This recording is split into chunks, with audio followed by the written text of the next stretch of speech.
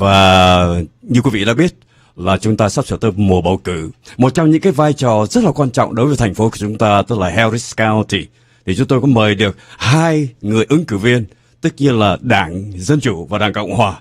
Ngày hôm nay thì ông gọi là cái người gọi là bên Đảng Dân Chủ đã đến với chúng ta trong phòng thâu âm ngay bây giờ. Thì trước hết là kính chào chị Tường Minh và kính chào tất cả mọi quý vị đang theo dõi chương trình ngày hôm nay. And I would like to say thank you to you and welcome you to the show, the VIETV. Thank you so much. And please, can you send some greeting words to our audience? Xin mời ông hãy gửi lời chào đến với cộng đồng người Việt Nam của chúng tôi. Yes, hello. I'm Sean Teare. I'm the Democratic nominee for Harris County DA, the district attorney here. And I'm very excited to be here and just to answer some questions and talk to this community. Vâng, kính thưa quý vị, như quý vị thấy đây, một chàng trai rất là đẹp trai, very handsome.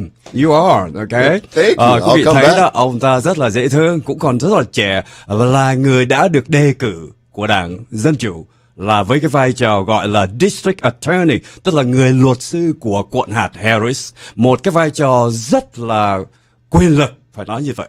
Và đây, ngày hôm nay sẽ có những câu trả lời. Và qua những cái mà câu hỏi tôi có đặt sẵn ở đây, cùng kính mời tất cả quý vị cùng theo dõi. So, are you ready, son? For the question. I am ready. I'm ready. Ông ta nói ông ta đã sẵn sàng cho những cái câu hỏi. First, that we already got the greeting and everything, and now you are a candidate, the nominee, đã được đề cử trong cái vai trò gọi là attorney, district attorney for Harris County. So let's go straight to the point here. Hãy xin được đi thẳng vào câu chuyện. Let's see.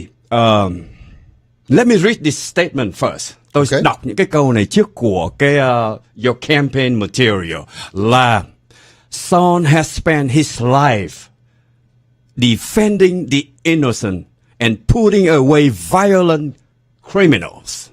Most of all, making sure justice is served. Kính thưa quý vị, ông ta đã dùng rất là nhiều cái thời gian để mà defending, tức là bảo vệ cho những cái người gọi là vô tội, và đã bỏ rất là nhiều những cái người tội phạm họ phải gọi là phải chịu đựng trong tù. Nhưng mà tất cả là cái điểm chính của ông là làm sao cho justice, tức là về công lý, đã được thực hiện. So let's see this. Would you please tell our audience, xin hãy cho những người đang lắng nghe đây, about your early life. Born, raised where? Your parents, your siblings, and all of the school that where you attended, graduated up until now. Yes, so I'm born and raised here in Houston, Texas. I actually live less than a mile from the house that I was born in. Ông ta đã sinh và trưởng thành tại Houston, Texas. Ông đã lớn lên tại ngay cái thành phố này. And I went to St. Thomas High School, right there at Memorial and Shepherd. Then went to the University of Houston for our undergraduate degree and for the law degree. Vâng, ông ta đã học trung học ở trường St. Thomas ngay here tại thành phố Houston của chúng ta, và ông đã đi học đại học, sau đó đã gia nhập trường đại học luật khoa và ra trường với cái văn bằng luật sư. You graduate as a lawyer. I did. I graduated as a lawyer. While I was in undergraduate, I got married to my college sweetheart. We're still married 20 plus years later. Congratulations. Thank you. And we have 4 beautiful kids. Vâng, ông trong thời gian mà ông đi học đó thì ông có gặp với cái người vợ của ông ta hiện tại bây giờ. For 20 years now. Yes. 20 năm đã kết hôn với nhau và có 4 siblings, có 4 người con. Và đây thật sự là một cái gia đình thật là hạnh phúc. It's a happy and I think it's very, I saw the picture, very beautiful family. Thank you. Yeah. I like them. Yeah, tôi nhìn hình một cái hình ảnh rất là đẹp đẽ. What about your parents? Còn cha mẹ của ông thì sao? Both of my parents were born in Beaumont, Texas, and moved over here when in their early 20s. They were married for almost 25 years until we lost my mother to addiction to alcohol and drugs. I'm sorry, but anyway, cha mẹ của ông ta ở thành phố Beaumont, cũng thuộc về tiểu bang Texas, và đã, you say in the early 20s. They were married for more than 20 years, and then eventually she fell into the addictions and left our family. Yeah. Và cha mẹ của ông ta đã move về, tức là rời về Houston, cái thời kỳ gọi là 1920 đó, cái thời đó. Nhưng mà về sau là bà mẹ của ông Son đó đã phải qua đời bởi vì bà ta bị addicted, tức là bị nghiện ngập về thuốc. I'm really touched because you tell the truth. Chúng tôi rất là cảm động là ông dám nói sự thật về người mẹ của mình đã trong cái cơn nghiện ngập mà đã qua đời vì cái nghiện thuốc. You have any sibling? I do. I have two younger sisters, one of whom lives in Los Angeles and is in the movie business. And then my baby sister lives in my neighborhood. She just had her third child. So I have four of my own and three nieces and nephews, and we're a very large, close family. Wonderful. Và quý vị, gia đình của ông ta đây thì có two sister. Có hai người chị và một người em. That's a wonderful family. And let's move to the next question here. Tôi xin được hỏi câu hỏi kế tiếp á. You graduated from you got your JD degree from UH, the Law Center. Yes. Ông đã ra trường. Go Cougs. Yes, luật sư tại trường đại học UH. And the question here is, how would you compare the high school? I'm talking about high school. Okay. Ông so sánh thế nào về cái chương trình mà trung học at that time, thời điểm lúc đó, với versus now? I can Your words. I can tell you one thing that I didn't have to do when I was in high school was active shooter drills, which I have a high school student right now, one of my daughters, and she has to have active shooter drills. The fact that the kids now in high school have to go to school fearful of gun violence is tragic. Vâng, thưa quý vị, tôi hỏi câu hỏi là so sánh giữa cái thời buổi trung học hồi ông còn đi học đó với hiện tại bây giờ thì cái sự khác biệt nó thay đổi rất là nhiều. Và hầu như là chúng ta đã nghe tới những cái vụ bắn nhau trong nhà trường. Rất là nguy hiểm. Chúng ta là những người phụ huynh, chúng ta mang con cái đi học hàng ngày, chúng ta rất là worry that our kid, when they go to school, you're right, so scary. But that will be more question about that gun violation. So, vâng, kính thưa quý vị, vậy thì you've been the prosecutor for 11 years. Ông đã là một công tố viên, prosecutor, tức là công tố viên for 11 years. Is that under your boss, Kim Ork? I just say boss, okay? Kim Ork. Tức là ông đã từng phục vụ với cái vai trò gọi là công tố viên, prosecutor, cho 11 năm dưới cái sự mà cai quản của bà Kim Ork. It's the same party. Cũng cùng là một đảng Dân Chủ, the same Democratic. Yes. And including 6 years at a division supervisor, vehicular department. Are you talking about the car accident? That's exactly what we did. Câu hỏi là ông đã phục vụ 11 năm mà một công tố viên và đồng thời cũng là một người gọi là sếp, một ông cai trong một cái department chuyên về xe cộ, tức là những cái sự mà tai nạn về xe cộ đó. So all of the accident, most of the time you were there, right? That's correct. I made personally over 300 fatal crash scenes myself and assisted the law enforcement agency with investigating the crash, determining who was at fault, and ultimately deciding whether a driver would face charges. Vâng, ông ta đã trải qua, cái nhiệm vụ của ông ta là coi quản tất cả về những cái sự tai nạn xảy ra trong thành phố. Và hầu hết những cái tai nạn mà chết người là lớn, ông ta đều có mặt ở nơi đó. That's why I saw your face very familiar on TV. I think it was one of the spots in the DA's office that really mattered to make the public aware of how dangerous drunk and drug driving is, and it takes so many lives away from us in this community. Vâng, ông ta nói là cái vấn đề mà tai nạn xe cộ như chúng ta đã thấy hàng ngày xảy ra ở bên nước Mỹ này, ngay tại thành phố Houston này, là bởi vì những cái sự mà say rượu chẳng hạn như vậy. Hầu hết là say rượu. và đã cướp đi rất là nhiều sinh mạng của những người vô tội. You are right. There's a lot of innocent lives were taken away. So many. Because of the drunk driver, for example. So what is the most case that you can remember that involve a drunk driver? Một cái trường hợp nào mà ông nhớ nhiều nhất mà nó có liên quan tới một người say rượu lái xe? I think the one that sticks with me maybe more than any of them was a 3 generations of one family, a grandmother, a mother, and a 6-month-old baby boy were hit in the middle of the day on the feeder road at Beltway 8, and all 3 were killed and burned to death. That one being on the scene, helping investigate that, and ultimately charging and convicting the person responsible, that one stays with me. Is that involve a drunk driver? It does. Vâng, quý vị, một cái câu chuyện ông vừa kể đó là có một cái người mà đã say rượu đã khiến cho cả một cái gia đình đó có 3 người chết tại chỗ ngay cái khu vực Beltway 8. Thì đó là một trong những cái trường hợp mà ông ta rất là nhớ, ông không có quên. Son, you joined the district attorney office as a prosecutor, yes.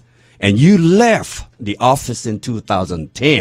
Yes. Ông đã làm việc trong cái văn phòng công tố viên của thành phố Houston này đó, quận hạt Harris, mà ông ta rời khỏi là năm 2010 to practice law, để mà ông làm việc về luật sư của ông ta.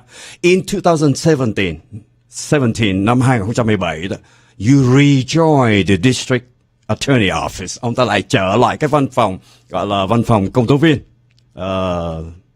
Và ông ta đã làm việc ở đó cho tới and you resigning in 2023 to run for this position. That's right. Năm 2023 thì ông ta đã từ chức để lo cái thủ tục và để trở thành một ứng cử viên cho Harris District Attorney. So I'm look at the primary. Tôi có nhìn tại cái report, cái bản tường trình của sơ bộ bầu cử sơ bộ primary that is happened in March 5th. Yes. Mùng 5 tháng 3 2024 đó, with 75% that vote for you. 75% đã bầu cho ông Son Teare versus cái bà mà hiện tại cái lúc đó hiện tại bây giờ vẫn là giữ chức vụ District Attorney, tức là Miss Kim Ock. Only 25%. What happened? Chuyện gì đã xảy ra? You the same office. I think that number shows you how poor of a job she did as a leader. I think that was a referendum more on her inability to lead the office than really anything else. Và quý vị, câu hỏi của tôi là giữa cái lúc mà sơ bộ đó, ông tới được 75% phiếu, là đối với lại bà Kim Ock chỉ có 25% phiếu thôi. Mà bà Kim Ock lúc đó là hiện cho tới bây giờ vẫn là giữ cái chức gọi là District Attorney cho Harris County. Thì tôi hỏi câu hỏi, tại sao có sự khác biệt như vậy? Thì ông ta nói là với cái sự mà điều hành, nói chung lại, điều hành của bà Kim Ock có thể nó đã không có đi đúng theo cái đường hướng mà bà đã nói trong cái thời gian mà campaign tranh cử. I mean, we are here not to accuse nobody. Chúng ta không có nói chuyện tới một nhân vật nào, chúng ta chỉ nói là what happened, là những sự kiện đã xảy ra in your office and you were there, right? So why don't you at the time, why don't you stand up and tell her this is wrong, this is wrong, this is wrong?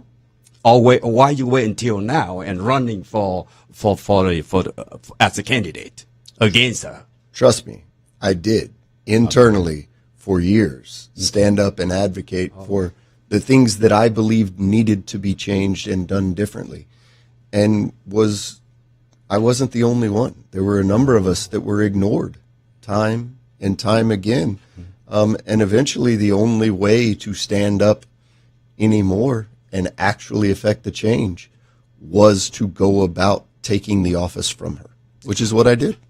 Và kính thưa quý vị, câu trả lời á, tại vì tôi có hỏi là tại sao trong lúc ông đang làm việc với bà Kim Ock, bà coi như là bà boss, bà chủ, thì tại sao ông không đứng lên khi mà có những cái chuyện nó không đi đúng cái đường hướng như vậy của vai trò của một người gọi là công tố viên hoặc là một luật sư của quận hạt? Thì ông ta nói là rất là nhiều người cũng đã đứng lên, ông ta cũng đã đứng lên internally, tức là trong nội bộ có họp với nhau và đã đưa ra những cái sự gọi là suggestion, tức là đề nghị đưa tới cho bà Kim Ok, nhưng mà rồi có lẽ một cái lý do nào đó đã không có được thực hiện đúng theo như những lời bà đã hứa khi mà ra tranh cử vào cái chức vụ gọi là Harris District Attorney. So once again, why are you running? Tại sao ông bây giờ lại ra tranh cử? I'm running to restore the competency and the trust in that office. It is the top law enforcement job and the top law enforcement agency in the third largest county in the country. I'm running so that the public can feel good about their DA's office again. Vâng, kính thưa quý vị, thì câu hỏi là tại sao bây giờ ông lại ra tranh cử? Thì ông ta nói là ông ta muốn lấy lại cái niềm tin của, nói chung là của thành phố Houston này, của dân trong thành phố này đối với cái văn phòng luật sư của quận hạt. Bởi vì tất cả những cái niềm tin hầu như nó đã mất rồi. Do đó đây là cái lúc mà ông ta muốn đứng ra để tự mình và có những cái chương trình để lấy lại cái lòng tin của mọi người. Và đồng thời ông ta luôn luôn nghĩ rằng với tất cả những sự giúp đỡ của mọi người, ông ta có thể làm được những chuyện đó. Once you said, có một lúc ông ta đã nói như thế này: I am an ardent believer in the prosecutor oath. Tôi là một cái người rất là hăng hái và nhiệt tình, là một người tin tưởng vào cái lời tuyên thệ, lời thề của một người công tố viên. Which is to see that justice is served in every case. Tức là công lý sẽ được, nghĩa là sẽ được tới tất cả những cái trường hợp có xảy ra. And you continuing said that. You believe that our criminal justice system can operate with both empathy and efficiency. And we don't have to choose between safety and justice. Let's talk about empathy. Yeah. How you deal with that? Như là với một cái sự gọi là đồng cảm với những cái người đã phạm tội, thì câu hỏi của tôi là ông ta sẽ phải đối đầu như thế nào về cái vấn đề này?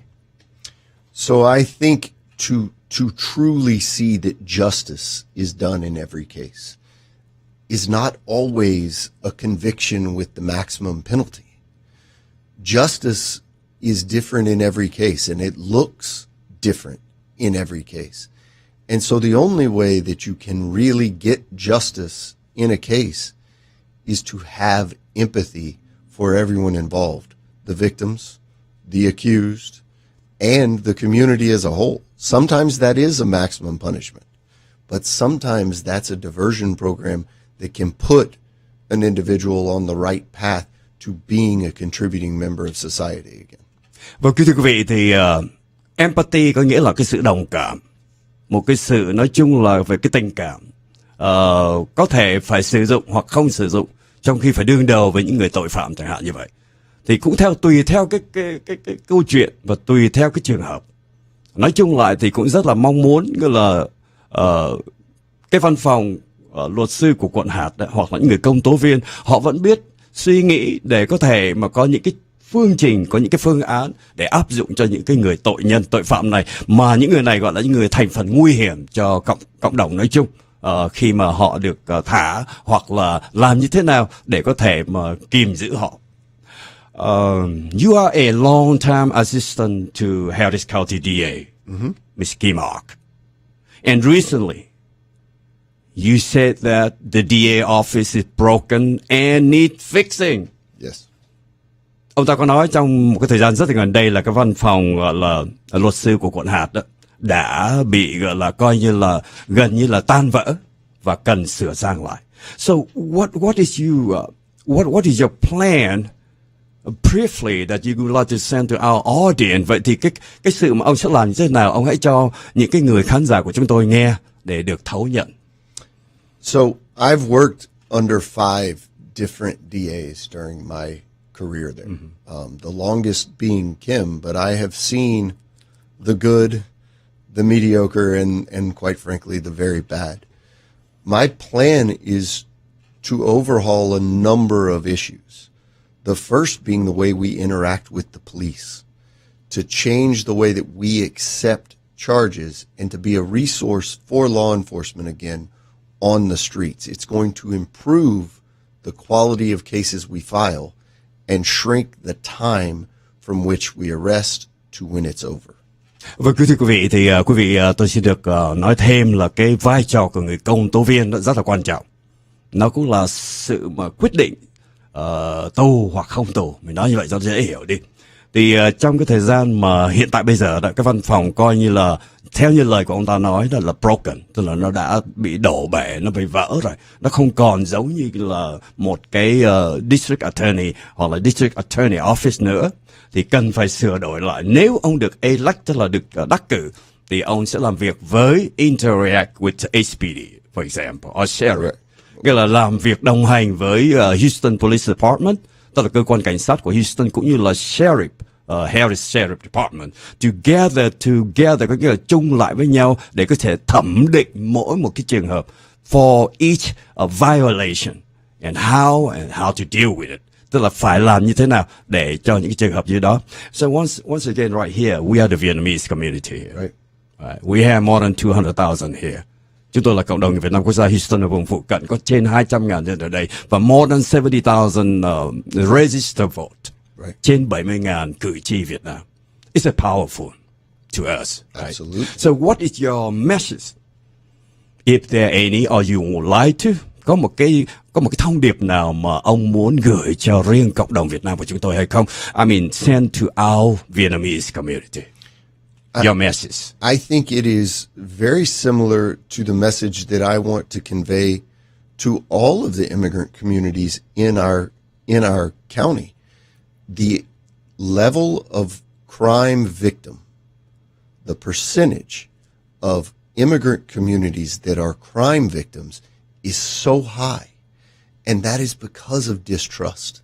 That is because they don't even report the crime sometimes for fear of whatever, either a lack of information, a lack of language, or a language barrier, or documentation.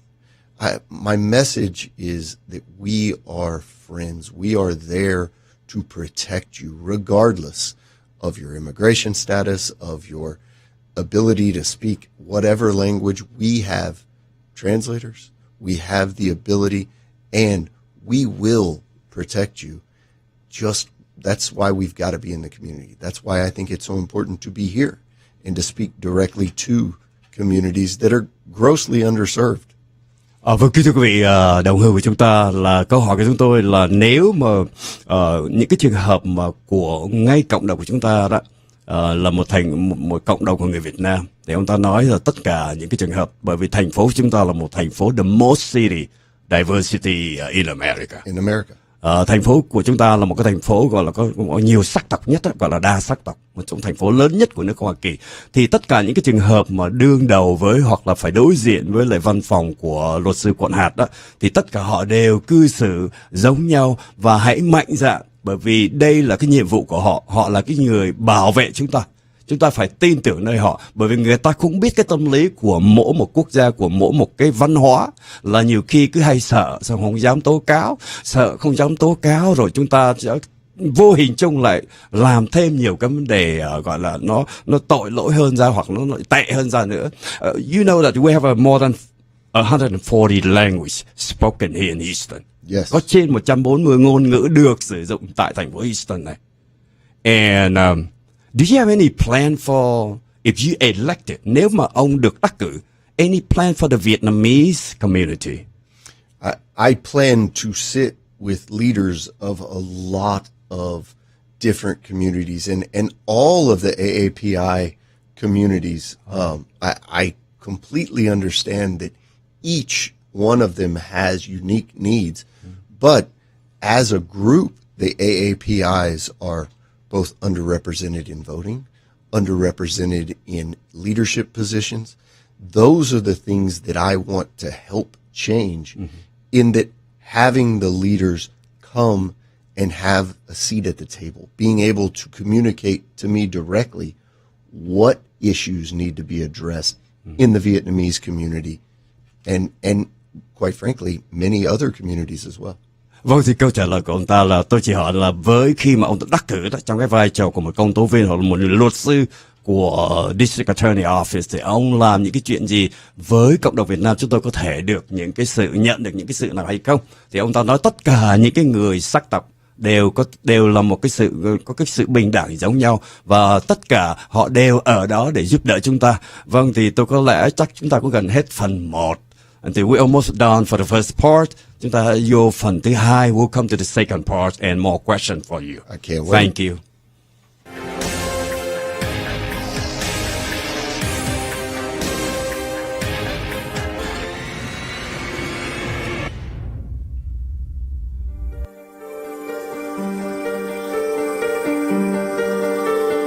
Happy Hour bà con ơi! Nhà hàng bún băng dịch Thanh Đa đang có chương trình giảm giá 10% trên menu trong khung giờ Happy Hour từ 3 giờ chiều đến 5 giờ chiều thứ Hai đến thứ Sáu. Đến với nhà hàng bún băng dịch Thanh Đa, quý khách tha hồ thưởng thức các món ăn ngon. Ngoài món bún băng dịch, cơm chiên bò lúc lắc, gỏi ốc, gỏi bò non là những món quen thuộc được quý thực khách yêu thích trong nhiều năm qua. Thì nay, nhà hàng đã phục vụ thêm nhiều món mới vô cùng hấp dẫn như món bún chả cá nước lèo, cơm tấm thập cẩm, cơm gà Thanh Đa, mì xào giòn thập cẩm đồ biển. Nhưng trước hết, hãy khai vị với món cánh gà tiêu đen nha. Ăn một món ngon yêu thích kèm với một ly nước như rau má đậu xanh, sữa bắp, nước mát bí đao hạt chia, trà thái xanh hoặc các loại nước trà trái cây trong một khung cảnh yên bình mang đậm nét quê hương thì còn gì bằng.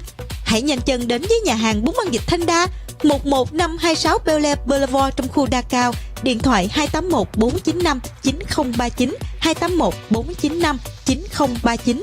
Một mái nhà mới có thể đem lại cho gia đình quý vị một giấc ngủ ngon và tăng thêm giá trị căn nhà. Công ty Le Roofing and Flooring chuyên thay mái nhà mới và sửa chữa sẽ giúp quý vị có mái nhà mới mà không cần trả nhiều phí. Với nhiều năm kinh nghiệm và đội ngũ chuyên nghiệp, chúng tôi sẽ giúp quý vị làm việc với bảo hiểm hay đòi quyền lợi khi bảo hiểm từ chối. Le Roofing and Flooring đặt sự thành thật, uy tín và phẩm chất lên hàng đầu. Xin liên lạc anh Minh 713 382 3158 để được tư vấn miễn phí. 713 382 3158. Chúng tôi là bác sĩ Hồng Ngọc Trâm xin hân hạnh giới thiệu quý vị về Tổ hợp Y tế Văn Lang và Tech Foundation. Tổ hợp Y tế Văn Lang là tổ hợp y tế người Việt đầu tiên tại Houston, gồm hơn 30 bác sĩ gia đình được tín nhiệm trong cộng đồng người Việt. Bác sĩ trong Tổ hợp Y tế Văn Lang và Tech Foundation có văn phòng ở mọi vùng Houston. Chúng tôi mong được tiếp tục phục vụ cộng đồng Việt Nam tại Houston và vùng phụ cận, nhất là những quý vị trong chương trình Medicare và Medicaid. Chúng tôi điều hành Tổ hợp Y tế Văn Lang và Tech Foundation với mong muốn có thể phục vụ bệnh nhân một cách nhanh chóng và hữu hiệu hơn, không đi qua nhiều thủ tục của các tổ chức bảo hiểm y tế. Chúng tôi đã hợp đồng hơn 3.000 bác sĩ chuyên khoa và hợp tác với hệ thống bệnh viện Memorial Hermann, St. Luke, HCA, Tenet Hospital, Houston Healthcare Clinic. Tech Foundation là một công ty điều hành tọa lạc trên đường Bel Air, có đội ngũ nhân viên người Việt đầy kinh nghiệm trong ngành y tế. Chúng tôi nhận Scan, Wellpoint, Humana, Molina và Wellcare. Xin vui lòng liên lạc 832 810 4506. KV Agency, công ty chuyên về tất cả các loại bảo hiểm xe, nhà, sức khỏe, Obamacare, nhân thọ, cơ sở thương mại. KV Agency với nhiều năm kinh nghiệm giúp quý vị làm nhiều dịch vụ khác như khai thuế, phiên dịch, renew bằng tóc, nail, sang tên nhà, cơ sở thương mại, bill of sale, thị thực chữ ký, đổi bản số, giấy chủ quyền xe, defense in driving, xóa giấy phạt, thành lập công ty LLC, điền đơn Medicare, chip, thẻ xanh, thi quốc tịch, lớp học bằng súng tự vệ. Văn phòng tại 11078 Veteran Memorial, số 269 trong khu Thuận Thành. Điện thoại 346 229 4101, 346 229 4101.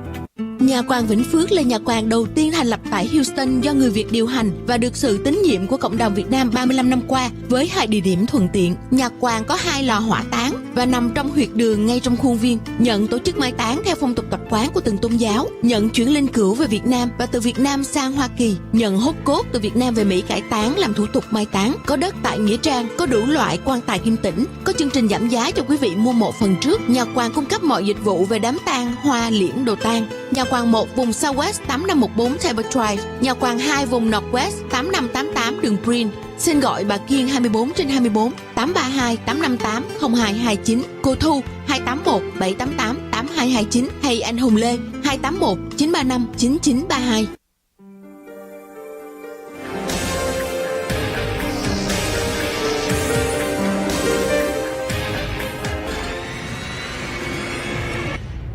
Vâng, kính thưa quý vị, chúng tôi trở lại với phần 2 của buổi quan trọng rất là đặc biệt phỏng vấn của ngày hôm nay với ứng cử viên thuộc Đảng Dân Chủ cho chức vụ DA, District Attorney, Harris County District Attorney.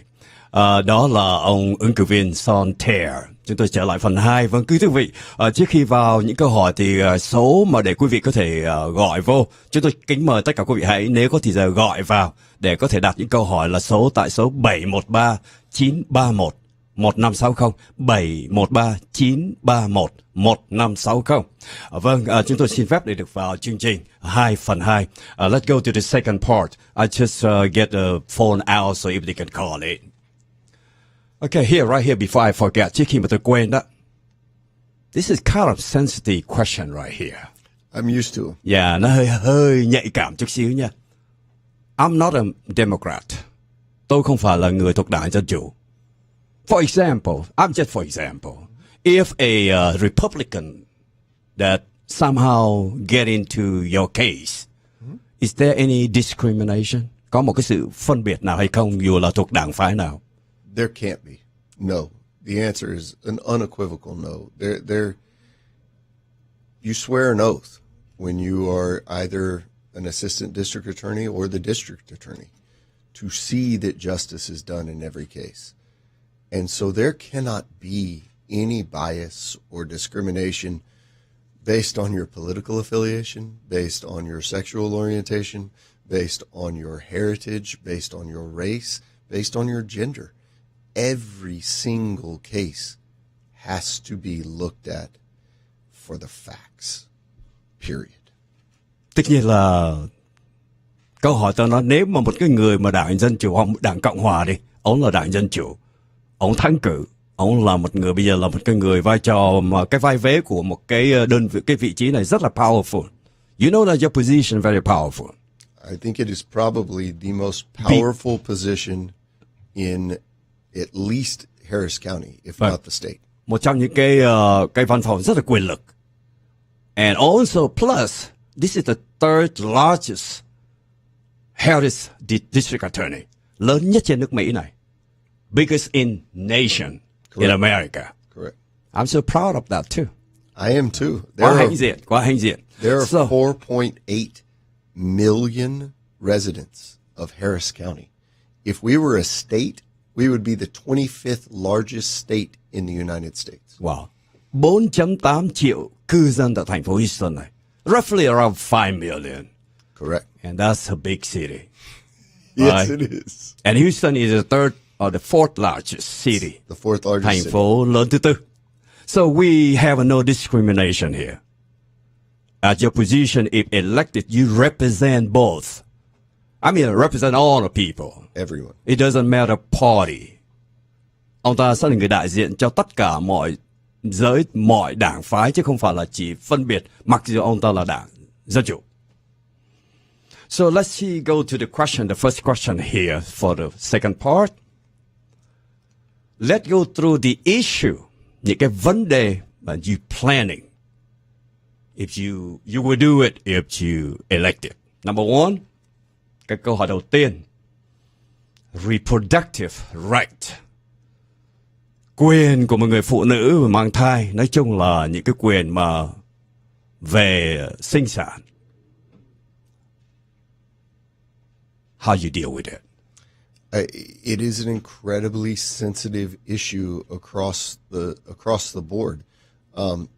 I think data-wise, if you look at it, they just came out with a study that since the complete abortion ban in Texas has been enforced, there have been an additional 216 infant mortalities. It's not working. It's never going to work. To put Greg Abbott and Dan Patrick and Ken Paxton in a hospital room or in a doctor's office with a doctor and a woman is just wrong. It's just morally wrong. And so I'm going to do everything in my considerable power to work through that. Vâng, kính thưa quý vị, câu hỏi là về cái quyền sinh sản và cái quyền nói chung là của người phụ nữ đó. Thì nếu mà ông được đắc cử thì ông đối xử như thế nào, hoặc là cái cảm nghĩ của ông ta. Thì cái sự mà giữa cái sự mà nói chung là phá thai đi, abortion I'm talking about, that's between the doctor and the woman. It certainly should be. Thì cái chuyện mà giữa người bác sĩ và cái người đàn bà đó thì cái chuyện đó là sai. It's wrong. Right? To In your have, word. To Right. have law enforcement in that room, yes, Right. it's wrong. So, có nghĩa là nếu mà chỉ là giữa người bác sĩ và người đàn bà, cái người mà có thai hoặc là muốn phá thai đó, thì cái chuyện đó là thật sự là sai. Nên có những cái sự gọi là tham dự, can thiệp, involved of the authority, you say, or the law, the regulation. Well, what the law as written right now removes the doctor's ability to perform life-saving care on women that need reproductive health care. We've had stories all over this state of women bleeding out in the parking lot because the doctor has to wait until sepsis sets in to perform anything on an ectopic pregnancy. The doctors have to wait for just an incredible set of circumstances before they can perform life-saving care on women. Women are fleeing the state in order to get needed reproductive health care. And those are just the women that have the financial means and ability to do it. Other women, women are dying. What they are doing is proposing sending us back to the 1950s where we're going to have back alley abortions and women are going to die. It's not going to stop abortions. It's simply going to kill women. And that's what I'm railing against. Vâng, kính thưa quý vị, câu hỏi thì nó nhạy cảm thật, nhưng mà chúng ta phải đối diện là bởi vì những cái trường hợp mà phá thai như quý vị đã biết rồi. Nói vắn tắt lại là những cái bộ luật vẫn được áp dụng từ xưa tới bây giờ, không cần biết là đảng nào. Và giữa người bác sĩ và người bệnh nhân thì đó là cái chuyện bình thường, nhưng nó không nên có những cái trường hợp như vậy, và luôn luôn có những cái sự mà luật lệ được áp dụng. Thì hầu hết là những trường hợp như vậy, đôi khi á, thật sự là nhiều khi thì đúng hơn là những người đàn bà nó phải lãnh nhận cái hậu quả là bị chết. Are you talking about the woman, the mother dying? Yes. What about the child? I mean, in her stomach, người mà mang thai đó, that's considered is a life? My concern is that right now we have Greg Abbott and Dan Patrick and Ken Paxton determining those things, and not medically trained professionals and doctors and the woman. They're no longer in the mix. Now we have partisan ideologues in Austin making that determination, and that's wrong. So, vâng, quý vị, thì câu trả lời của ông là hiện tại bây giờ đó, ngay đối với cái tiểu bang của chúng ta, tức là có ông thống đốc Abbott, cũng như là cái người mà phụ trách về vấn đề y tế như là Patterson, you're talking about Patterson, that one of the name? Yes, Yeah. Dan Patrick, our lieutenant governor. Okay. Thì họ là những người có thể là những cái người mà quyết định cho những cái luật lệ này. My question here, I don't understand, tôi không hiểu tại sao á. Thật ra, I mean, frankly, both party, Republican or Democrat, Cộng hòa hay Dân chủ, we all care for the woman, care for the, the baby, in some way, some level. Tôi nghĩ rằng cả hai bên đảng đều lo cho tất cả những cái vấn đề về sanh đẻ của những người đàn bà có thai hoặc là những trường hợp mà phá thai. Well, I disagree with the premise that both parties actually care about the women. But regardless of what that is actually saying, one party is utilizing scare tactics and actually costing women their lives. It's documented, and the other party's not.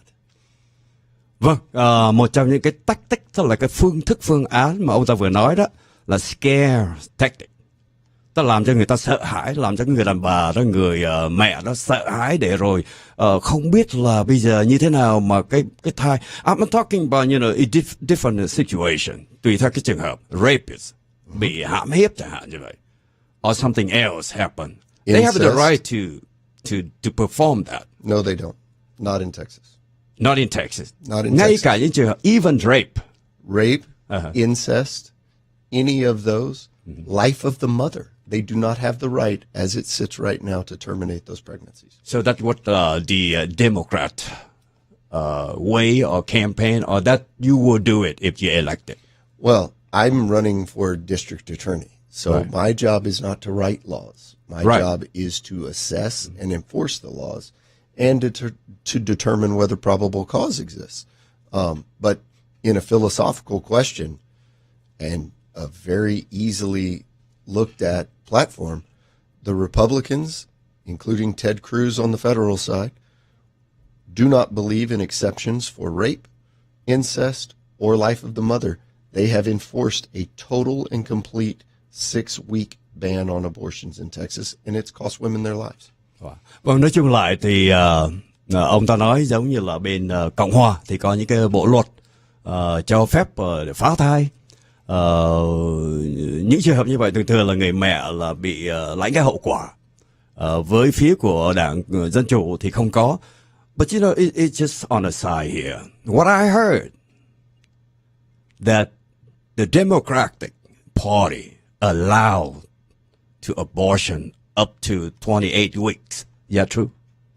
Well, I think each state right now has their own set of laws. That was the Dobbs decision.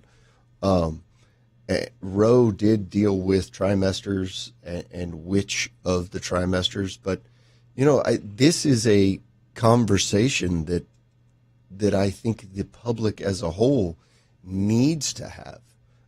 But what is unequivocal, and I think even when you look at polling, the vast majority of the country on the Republican side believes that there should be exceptions for rape, there should be exceptions for incest, there should be exceptions for the life of the mother.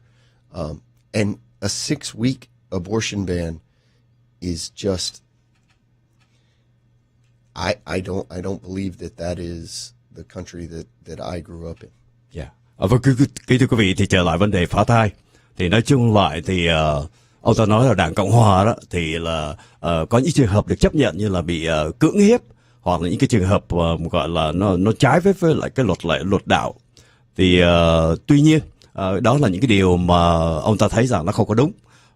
Về vấn đề mà của những người thuộc đảng Dân Chủ thì họ có những cái chương trình để gọi là có thể giúp đỡ, và ông ta không phải là nhà làm luật, không phải là viết luật, chỉ là enforce the law, the regulation, họ chỉ áp dụng những cái luật lệ mà thôi. Vâng, kính thưa quý vị, một lần nữa số điện thoại để gọi vào là 713-931-1560, 713-931-1560. Chưa có ai gọi thì chúng tôi vẫn tiếp tục những cái câu hỏi here. Somebody may call it, but you know, while we're waiting, Sure, we continue our question here. All right. Seeking for justice. We're talking about the domestic violation. Những cái sự mà trong gia đình, trong nội bộ cãi nhau, đánh nhau, cãi nhau này đó đó, thường xảy ra. It's happened every day. So many families. So we call it domestic violation. So you see, I mean, the DA play a greater role in this. We're talking right here in Harris. Ngay tại thành phố Houston rồi nơi đây. DA, cái văn phòng này là một cái nơi mà phải đương đầu với rất nhiều những trường hợp gọi là domestic violation. So, what you have any plan for the offender?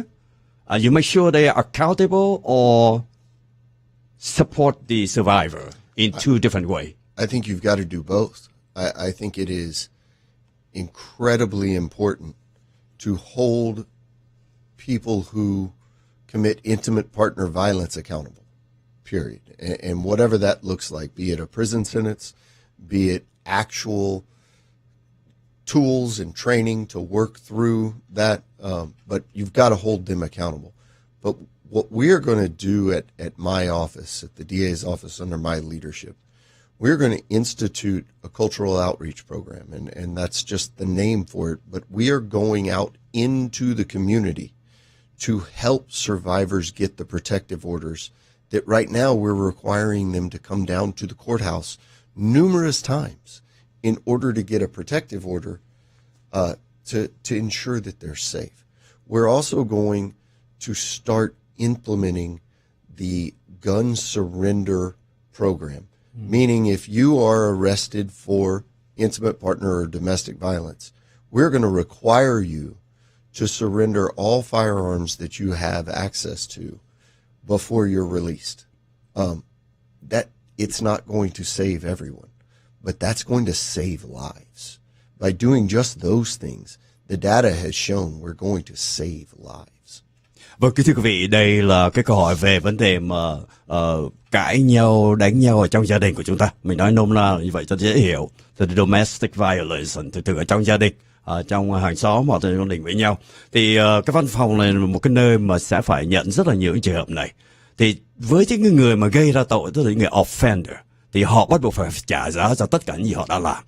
Và đồng thời những người nạn nhân, tức là người survivor, những người sống sót còn lại đó, thì họ cũng sẽ có được những sự bảo đảm, những sự bảo vệ của văn phòng. Và văn phòng cũng đã có một cái có thể sẵn có khi mà ông ta được đắc cử đó. Nó gọi là this is the first ever, this is the bureau, tức là called the Domestic Violence Bureau.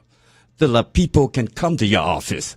Tức là những trường hợp này xảy ra, những người nạn nhân có thể tới trực tiếp với lại văn phòng của ông Sean Teare nếu ông đắc cử, chứ không phải they don't have to go through the court system anymore. Tức là không phải qua tòa án, nó rất là dài dòng và rất là nhiều những cái chuyện mà chúng ta phải lo.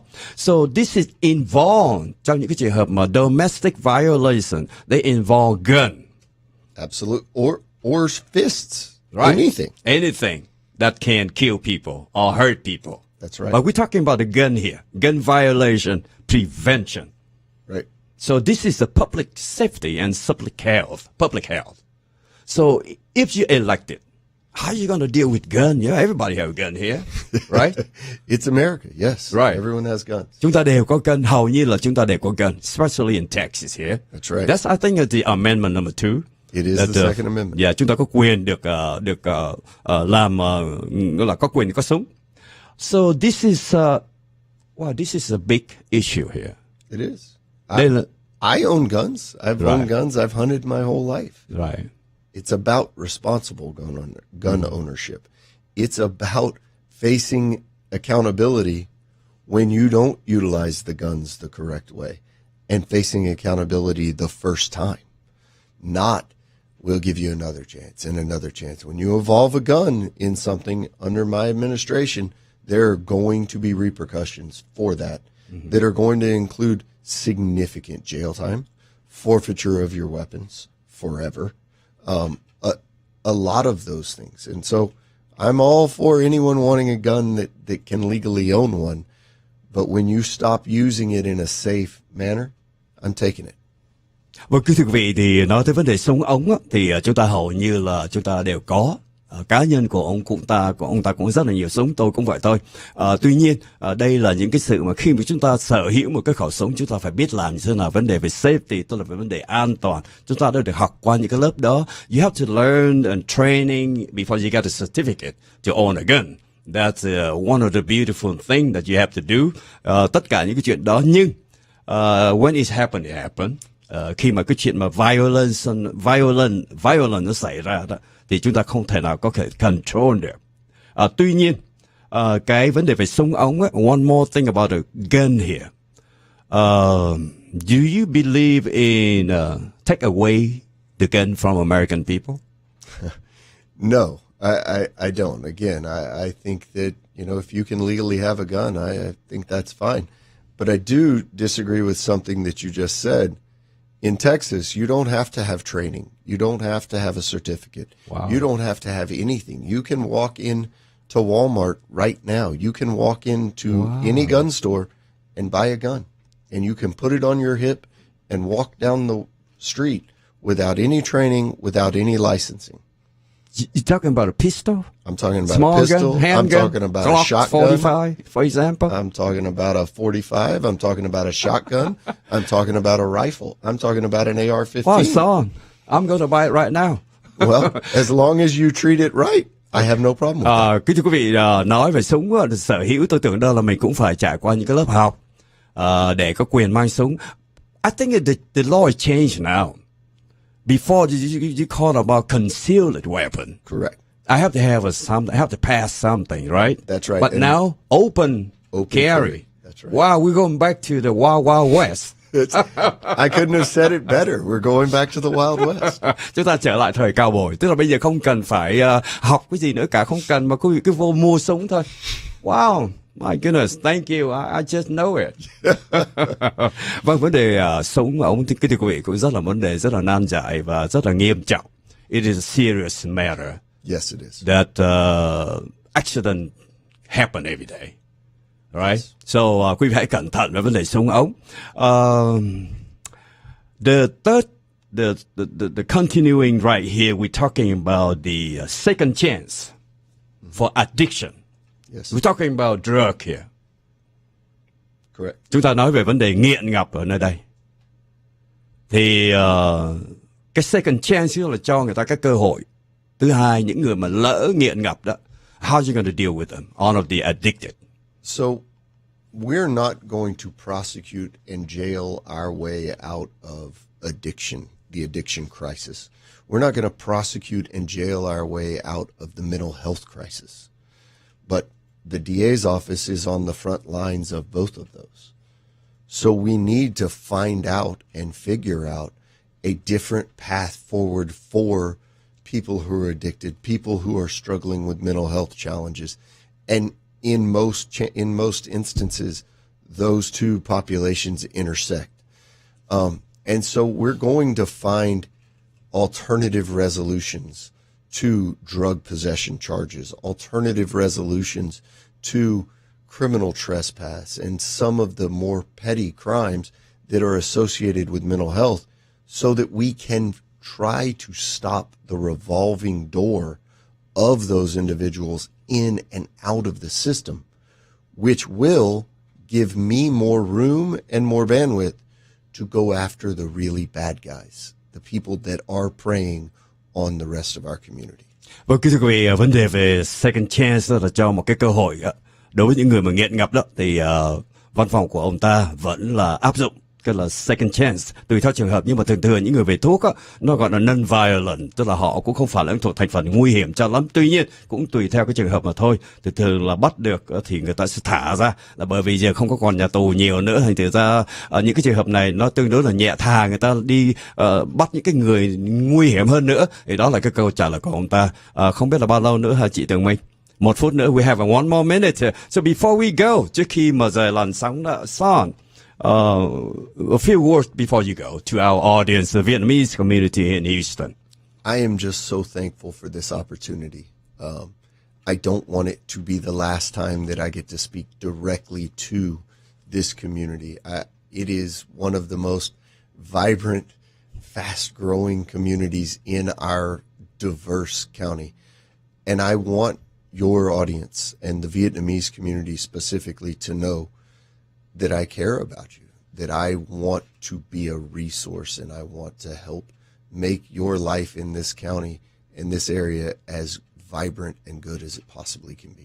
Vâng, kính thưa quý vị, ông rất là hân hạnh và chào đón tất cả đến với cộng đồng Việt Nam của chúng ta tại thành phố Houston này, và ông mong rằng có cơ hội để được tiếp tục gửi đến những cái lời chia sẻ trong cái phạm vi của cái nghề nghiệp của ông ta, và ông rất là mong muốn gặp lại và kêu gọi mọi người hãy đi vào go vote and you pick the right one, hãy chọn người xứng đáng để trong cái vai trò gọi là Harris District Attorney. Một lần nữa cảm ơn đài VIETTV, cảm ơn ban giám đốc, cảm ơn cô Tường Minh và cảm ơn em đã rất là tốt lành và make us look good, right? Cảm ơn tất cả mọi người. Xin được gặp lại tất cả quý vị trong chương trình lần tới. Thank you.